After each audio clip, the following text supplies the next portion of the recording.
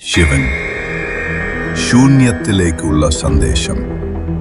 നമ്മുടെ അകത്തെ ശബ്ദങ്ങൾ അടങ്ങിയപ്പോൾ മാത്രമാണ് ശരിയായ ശബ്ദം നമ്മെ സ്പർശിക്കുന്നത്.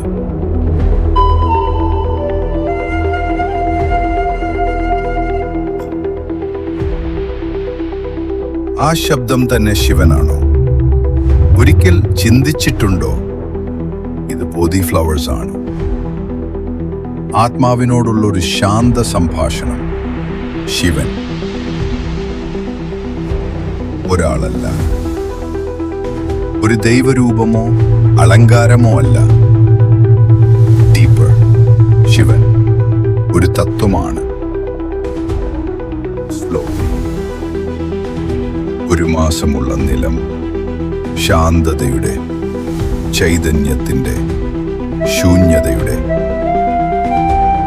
ഞങ്ങളെല്ലാം ആഗ്രഹിക്കുമ്പോഴും ശിവൻ വിടാൻ പഠിപ്പിക്കുന്നു.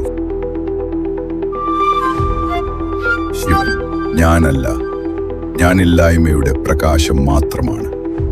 ശിവനും ശക്തിയും പൂർണ്ണതയുടെ രണ്ട് മുഖങ്ങളാണ്. അർദ്ധനാരീശ്വരൻ, പുരുഷനും സ്ത്രീയും ദൈവീയതയുടെ ഒന്നായ മിഴിമാറ്റം. സ്ലോ, അകത്ത് ശിവൻ ഉണരുന്നതിനു മുൻപ് ഞങ്ങൾ നമ്മുടെ ആകപ്പെട്ട ഭേദങ്ങളെ വിചാരിച്ചു തീർക്കണം. ഭയമുള്ളിടത്ത് ശിവനില്ല. ആത്മസമ്പൂർണതയിൽ മാത്രം ശിവൻ തെളിയുന്നു. അഹം തികച്ചേറുമ്പോൾ അയാളുടെ ചിതഭസ്മം നമ്മെ അനുഗ്രഹമാക്കുന്നു. ശിവൻ എന്നത് ആശ്രയമല്ല, ആശ്രയങ്ങൾ അറ്റുമ്പോൾ കിട്ടുന്ന ശാന്തതയാണ്.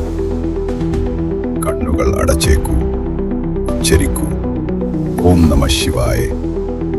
അതിൻ്റെ ഊർജം, അതിൻ്റെ ശാന്തത, അത് തന്നെയാണ് ശിവൻ. നന്ദി.